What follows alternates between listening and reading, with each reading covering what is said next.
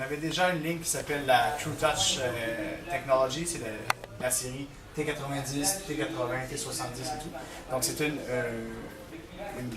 ligne de produits qui était beaucoup plus... le shaft était plus gros, le point de flexion était dans la partie supérieure, donc c'était plutôt pour les joueurs à gros gabarit. On pense à Paul Stastny, on parle d'un joueur comme Beauchemin. Donc c'est un bâton qui était très bon, très résistant, mais un bâton avec un point de flexion qui était dans la partie supérieure. On avait d'autres joueurs avec un gabarit un peu plus petit. On pense à Bobby Ryan, on pense à Plekanec, deux joueurs qui jouent inline. Eux, qu'est-ce qu'ils avaient comme problème, qu'est-ce qu'ils nous demandaient depuis des années? On a besoin d'un bâton avec un point de flexion dans le bas. Donc, pour le type de joueur qui prend des lancers rapides, des lancers du poignet rapides.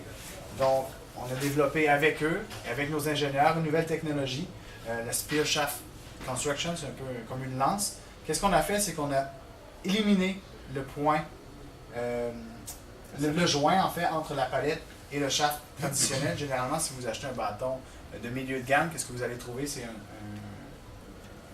palette, un shaft qui est mis ensemble. Et après, c'est bon, il y a de la potée, on va peinture par-dessus. Mais celui-là, si vous regardez, c'est le shaft qui va jusqu'au bas. Donc, il n'y a aucun point de friction ici, absolument rien. Il n'y a aucune résistance. Donc, ce qui fait que vous êtes toujours en contact avec la glace ou la surface de jeu et la rondelle. Donc, c'est vraiment une sensation de contrôle qui est optimale.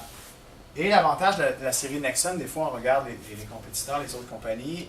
Cette technologie-là va se retrouver chez certains de nos compétiteurs. Ce n'est pas exactement la même chose parce que chacun a sa variante. Nous, on va toujours un peu plus bas. Il y a certaines compagnies qui vont descendre ici. Mais le truc avec la ligne de produits avec le Nexon, c'est N12, N10, N8, N6, N4. Chacun des bâtons a la même technologie. Il n'y a aucune autre compagnie qui peut offrir ça, un bâton à 89 €, saignant un bâton, le N4, qui est un peu plus bas de gamme. Vous allez retrouver la même technologie. La seule différence que vous allez voir, par exemple, entre un N12, si vous posez la question, c'est quoi la différence entre le N12 et le N10? Le N10, c'est plutôt la fibre de carbone qui est utilisée. Si vous prenez un bâton qui est plus haut de gamme, le bâton va être beaucoup plus léger, beaucoup plus meilleure réactivité du bâton, meilleure réponse du bâton, mais beaucoup moins résistant. C'est avec un bâton qui est utilisé chez les professionnels. Également, qu'est-ce qu'on a fait? Nos joueurs, on a parlé avec eux, ils nous ont dit on aimerait avoir un bâton avec le manche beaucoup plus petit. C'est une demande de la Ligue nationale, c'est une nouvelle tendance parce que les joueurs veulent avoir le contrôle sur leur bâton. On avait un bâton tout à l'heure, vous pourrez le voir, c'est le bâton pro de Plekanec avec lequel il utilise pendant les matchs. Vous allez voir son manche, un manche comme ça, un manche super petit.